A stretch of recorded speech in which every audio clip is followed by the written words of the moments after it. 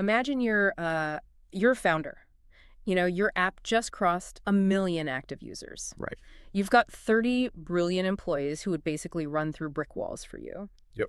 You're sleeping, what, maybe 4 hours a night, but the adrenaline is keeping you alive. And by every single external metric, you are just this wild, undeniable success. Oh, absolutely. The investors are thrilled. Exactly. The press is starting to notice you. So why are your top engineers suddenly quitting in frustration?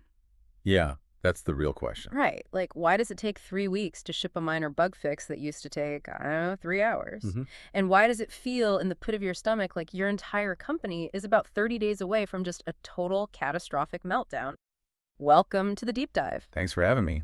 Today, we are opening up this incredibly curated stack of internal playbooks, lectures, and private advisories. From some of the most elite startup incubators in the world, yeah. Exactly. We're looking at the brutal, heavily guarded secrets of late-stage scaling. Because, I mean, we're looking at the realities that nobody really wants to talk about. Yeah.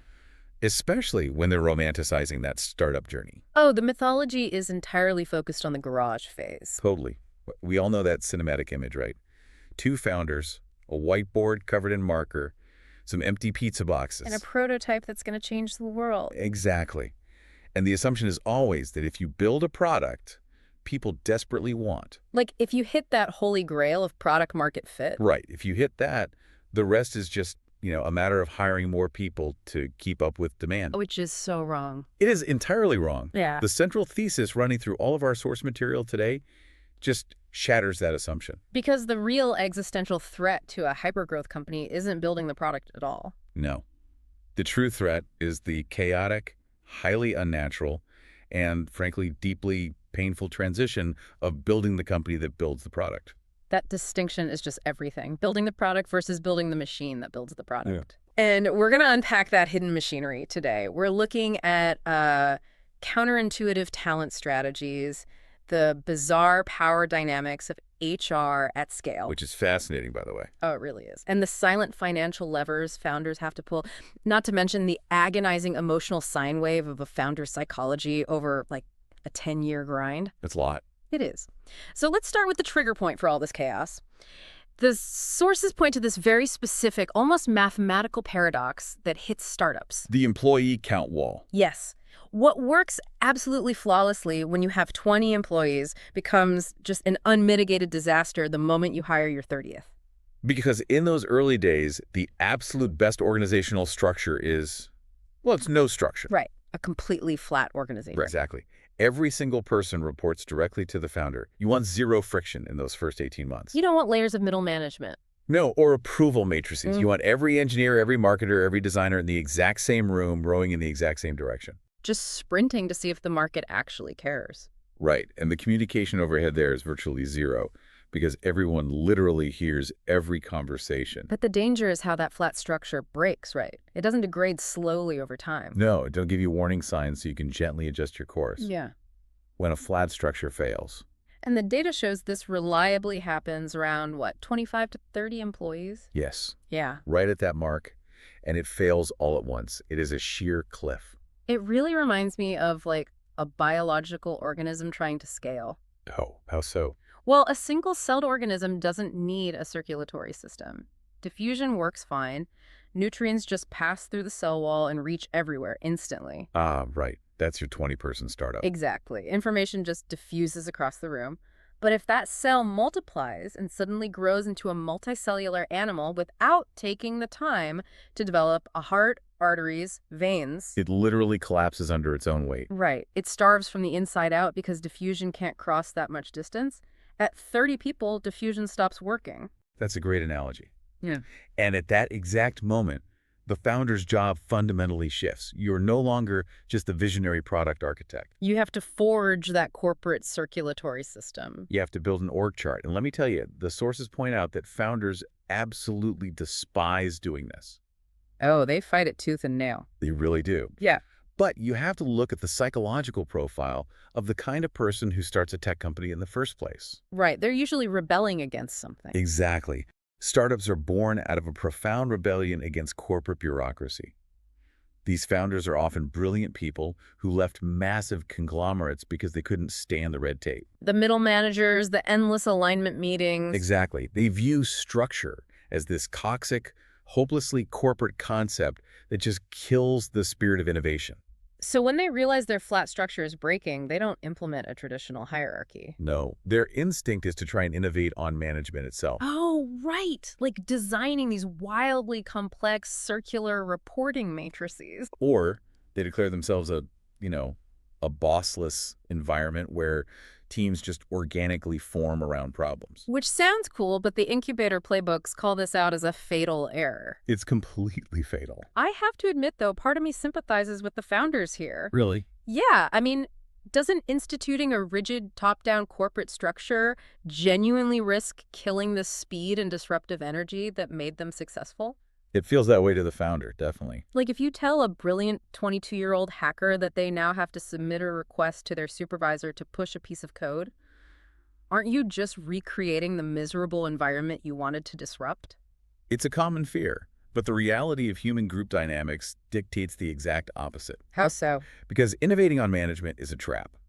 Human beings require legibility in their environment to feel secure enough to actually take risks. Okay, so you're saying You are supposed to innovate on your product. You innovate on your business model. You rely on proven, somewhat boring management structures, specifically so your team has the stability to innovate. that makes sense. Think about the mental bandwidth of that 22-year-old hacker. Right. If they're spending half their day trying to navigate a circular matrix just to figure out who has authority. Or lying awake wondering who actually determines their bonus. Exactly. Their cognitive load is entirely consumed by internal politics. They aren't innovating at all. So structure doesn't kill innovation at scale, it protects it. It protects it. The rule the sources lay out is ruthlessly simple.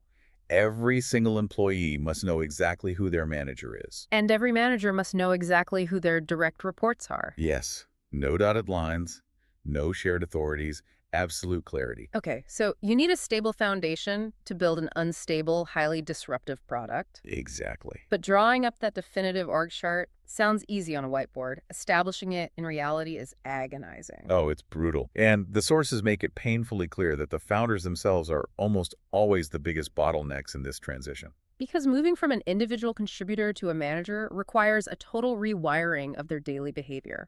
Right. The playbooks highlight 4 critical errors. We can call them the 4 horsemen of founder bottlenecks. Let's look at the first one, the deep-seated fear of hiring senior people. Yeah, this is huge. In the 0 to 20 phase, the advice is actually to avoid senior executives. You just need hustlers. Right. People willing to get their hands dirty and execute. Yeah. But once you start building structure, bringing in experienced leaders is a matter of life and death.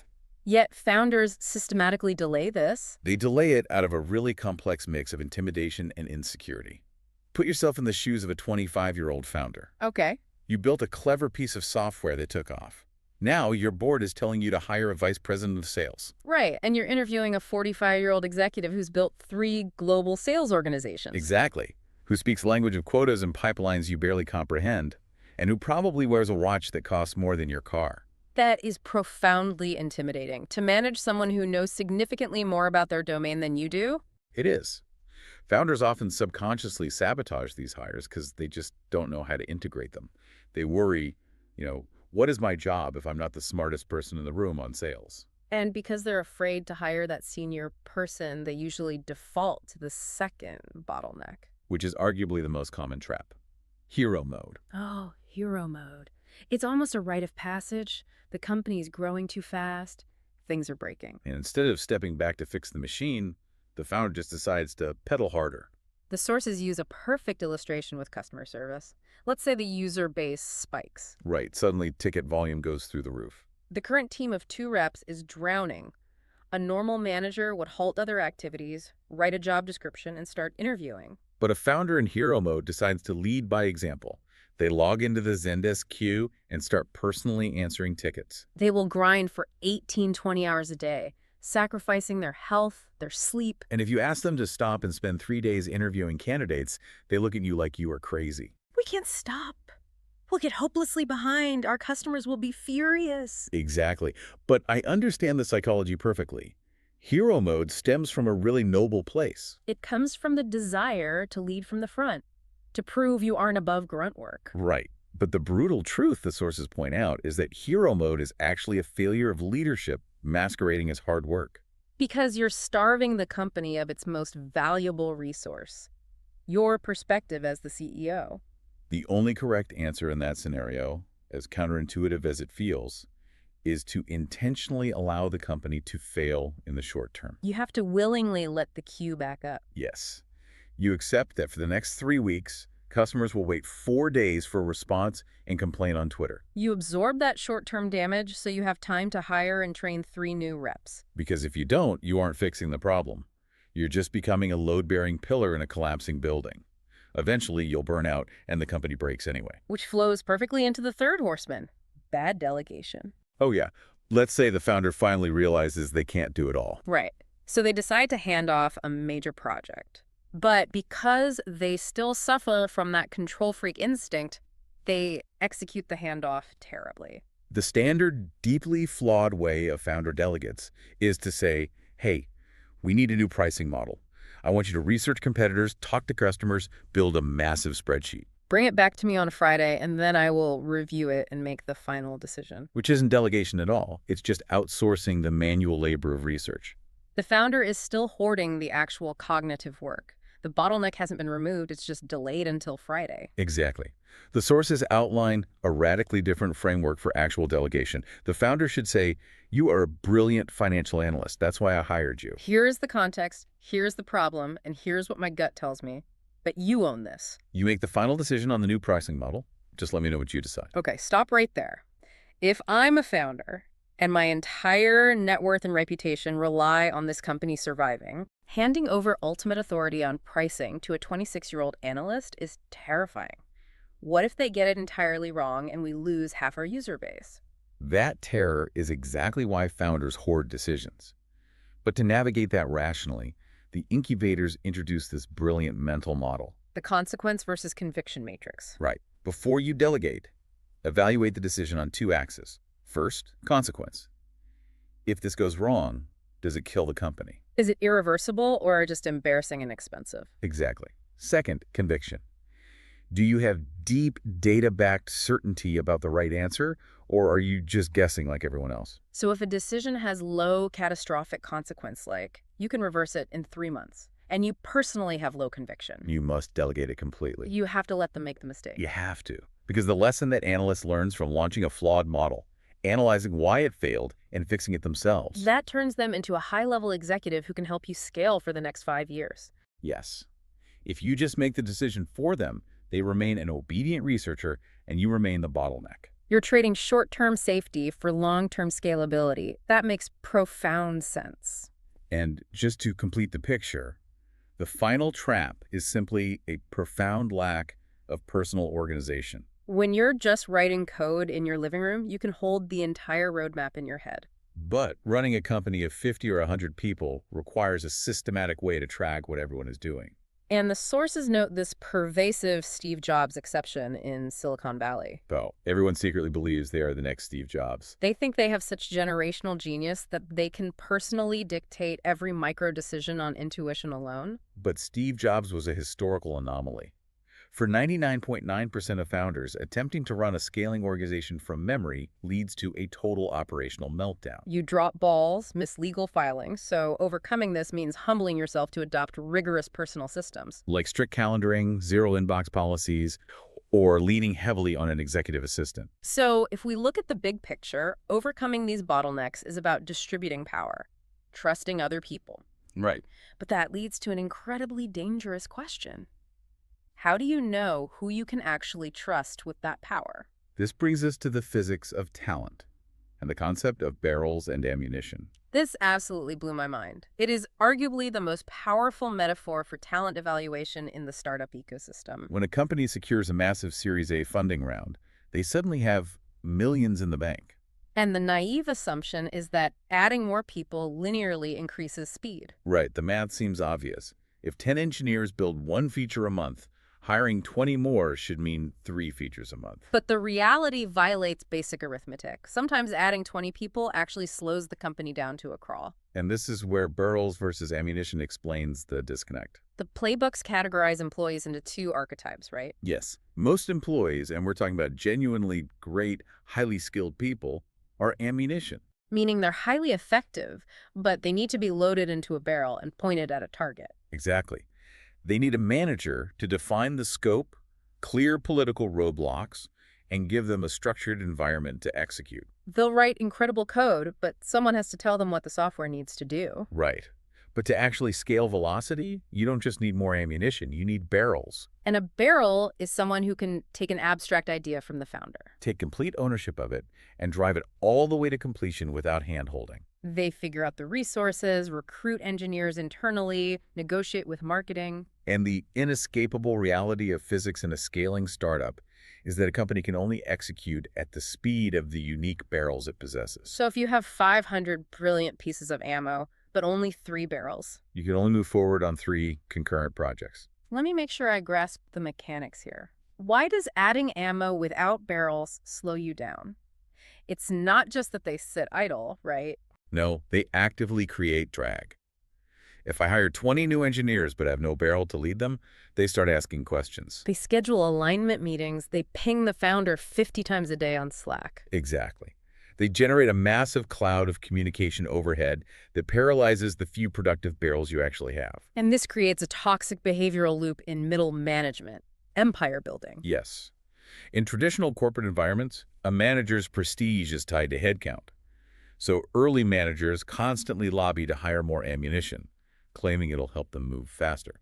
But to cure this, the playbooks offer a mathematically ruthless metric. You tie a manager's performance review and bonus to a simple fraction: the total output of their team divided by the number of people on the team. Hold on, I want to push back on this, because if I'm a mid-level manager listening to this, I'm terrified. How so? If my team of 5 successfully ships 3 features a quarter, my score is 3/5. Right. But if I convince you to let me hire 5 more engineers, doubling my team to 10, but onboarding means we still only ship 3 features that quarter, Your score plummets to 3/10, yes.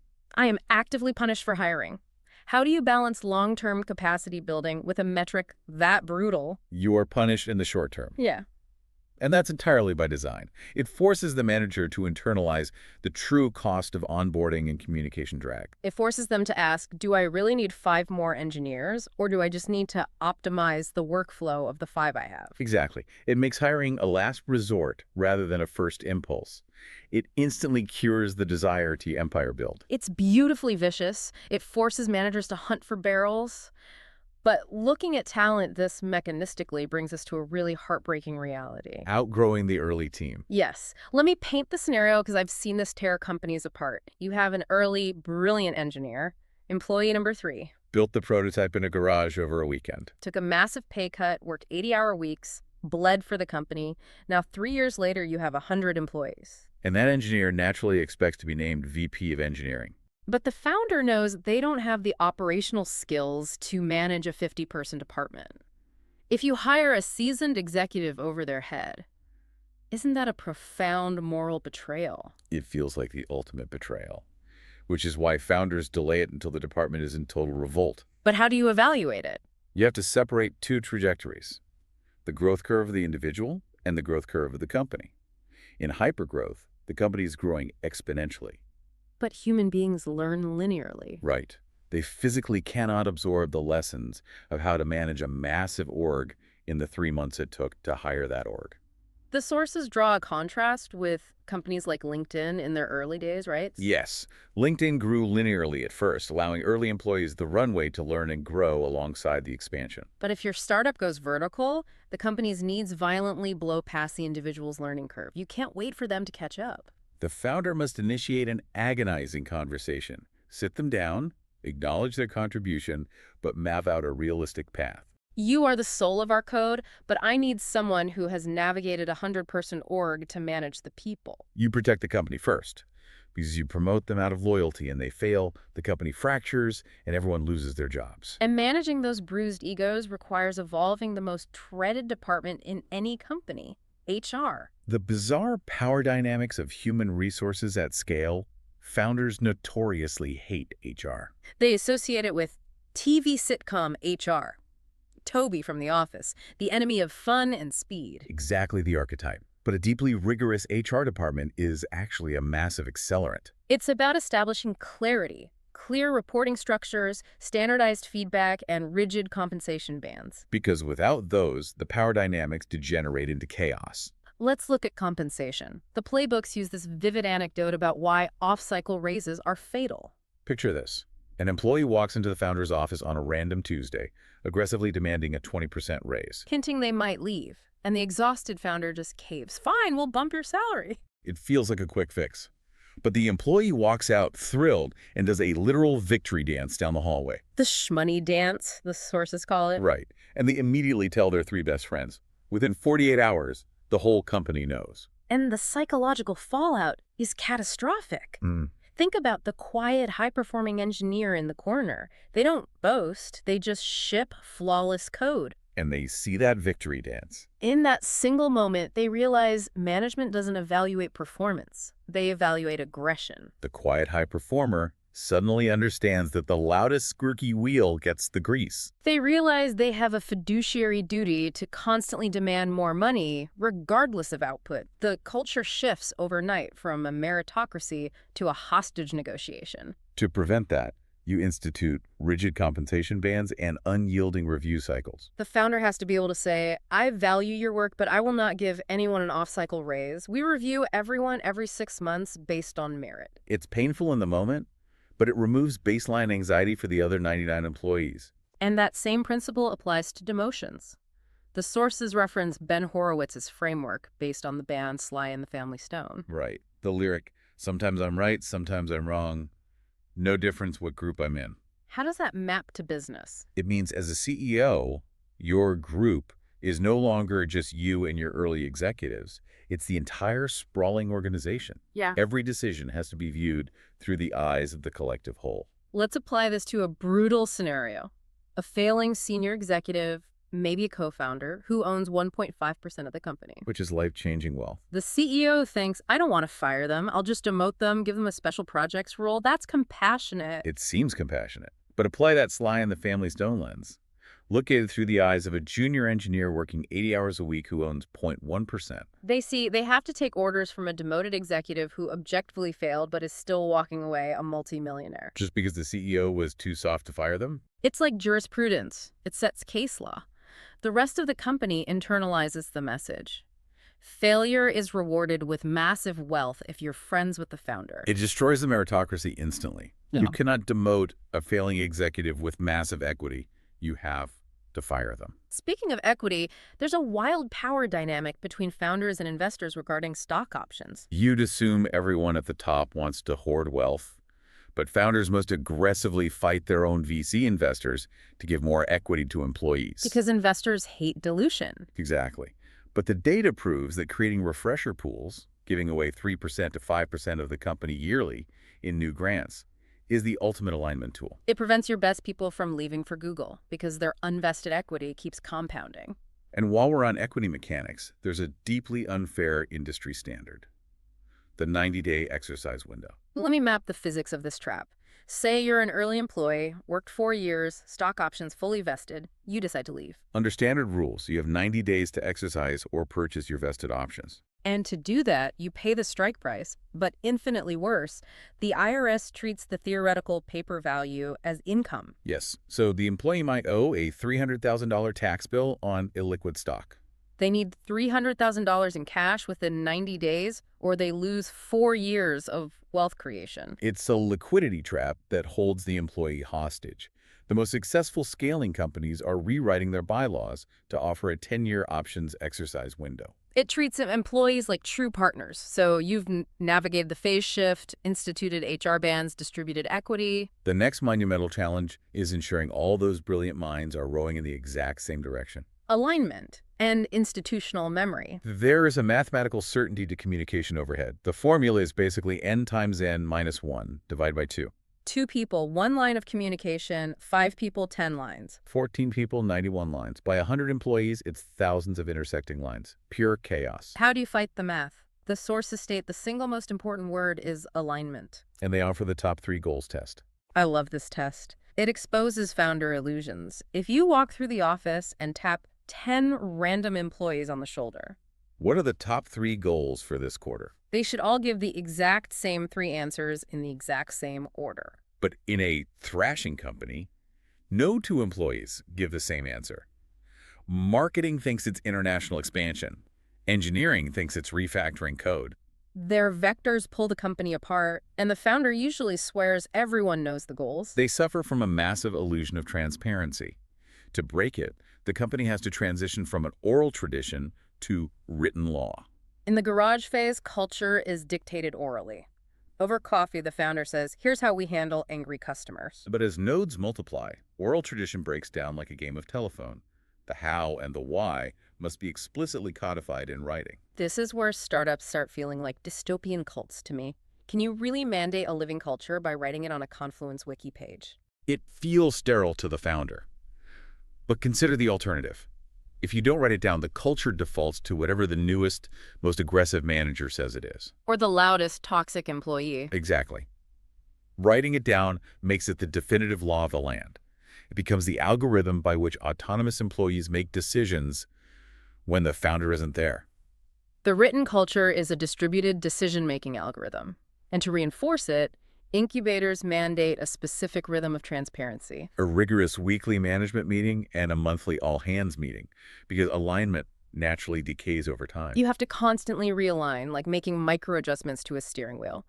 Okay, so culture and alignment are highly visible. Right. But there's an entirely unseen structural layer founders must suddenly master, the unseen machinery. Finance, legal, and PR. In the early days, you move fast and break things. And invariably, you break your own corporate governance. Which necessitates the dreaded Series B cleanup. Let me give the nightmare scenario. You're raising a massive Series C. A VC is ready to wire $50 million. Their lawyers descend for due diligence. And they discovered that the brilliant engineer who wrote your core code 4 years ago never actually signed an intellectual property assignment document. Meaning, the company does not legally own the code. The guy who quit to join a band owns it. The lawyers halt funding. You have to track this guy down and pay millions in a shakedown just to survive. That's why the playbooks demand a Series B cleanup. Patch the microfractures before diving to the Mariana Trench. Speaking of unseen levers, we have to discuss FF stock, Founders Fund stock. Oh, this solves a massive structural problem regarding valuation. Right. Normally, all common stock is priced the same. You want that 409A valuation, the fair market value, to remain as low as legally possible, right? Yes, because a low strike price means the options you give new hires have massive upside potential. But imagine a founder who's been grinding for 5 years, worth $40 million on paper, but broke in reality, deep in student debt. An investor offers to buy some of their personal shares for, say, $100 a share. If they sell regular common stock, the IRS says, aha, the new fair market value is $100. Which instantly destroys the company's ability to recruit. The options have no upside left. So how does FF stock bypass this trap? It's a completely separate class of stock founders issued to themselves early on. Because it's a distinct asset class, a founder can sell it to achieve personal liquidity without triggering a repricing of the regular common stock's 409A valuation. But isn't that just the founder getting rich early while employees are still tied to the ultimate success? It's easy to view it cynically, but structurally, it's a profound advantage. If Google offers $50 million for the whole company, a broke founder is under immense pressure to sell. They sell out early just to buy a house and sleep at night. But if they have FF stock, they can sell a fraction to take $2 million in cash. That existential stress vanishes. Their risk tolerance expands. They can reject the $50 million and swing for the billion-dollar standalone empire. You align their psychological state with the company's ultimate upside. Brilliant invisible machinery. There's also early FP&A, financial planning and analysis. Most startups treat this as an afterthought, waiting until they have hundreds of employees. But bringing that discipline in early allows you to deeply optimize the business engine before pouring venture capital gasoline on it. And speaking of VC gasoline, the traditional fundraising model is exhausting. The CEO abandons the company to fly to Sand Hill Road for 6 months. Or hires an expensive investment bank. But the sources suggest a total paradigm shift, the internal fundraiser. Yes. hiring a dedicated professional, often a former VC, whose sole job is to manage the capital acquisition process. It reverses the power dynamics. When a CEO does a roadshow, VCs hold the leverage. But an internal fundraiser spends months mapping the landscape. They engineer a highly controlled, competitive process. We open the data room Monday. We accept term sheets Friday. If you aren't in, you miss the deal. They create intense FOMO. And it can double valuation while cutting dilution in half, saving massive banker fees. The final piece of unseen machinery is PR strategy. The instinct is to hire a slick PR firm to handle media. And the sources are definitive. Hire them for logistics, but never outsource the core messaging. The founder has to be the philosophical anchor, because once the media decides if you're the brilliant disruptor or the greedy tech bro, you can't change it. Exactly. So we've built the fortress, autonomous barrels, aligned culture, clean cap tables. But what happens when the architect's mind begins to crack? The final, volatile force. Founder psychology and the 10-year grind. The mythology says once you scale, you can relax and play golf. The reality is the psychological toll gets exponentially worse. The scale and complexity of problems magnify. The highs are higher, but the lows get catastrophically lower. Right. A mistake doesn't just lose a customer, it results in a congressional hearing. And driving this is the shift from underdog to target. In the garage, everyone roots for you. But the moment you become the incumbent, the narrative violently flips. Internet commenters aggressively attack you. Journalists write hostile think pieces. Founders must actively make peace with this, or it destroys them. And if they seek external validation elsewhere, they fall into a trap, losing focus. This is an insidious manifestation of burnout. All right. Exhausted founders don't quit. They seek easier tasks that feel like work. Like flying to Aspen for a fireside chat instead of doing a grueling performance review. Because at a conference, the audience applauds. It's a massive dopamine hit. But it's an escape mechanism from the tedious work of running their company. Another distraction is the M&A distraction. A tech giant offers $1 billion. It's flattering. But entertaining those offers without true intent to sell is a company killer. The leadership team stops building product and spends months making slide decks. If the deal falls through, the company stalls out and dies. Which brings us to the defining differentiator, the 10-year horizon. Very few founders commit to a 10-year journey. Most secretly hope for a 3-year flip. But those who commit from day one possess an insurmountable advantage. You don't take shortcuts on technical architecture because you know you'll deal with it in year 7. You build to endure. But I have to challenge this. Is the founder always the best person to lead at scale? Shouldn't the visionary step aside and hire a professional CEO to run the 5,000-person global entity? There are exceptions, but the incubators are clear. Bringing in a professional CEO to relieve pressure is almost always a mistake. Logically, why? Because the transition to building a company is the founder's job.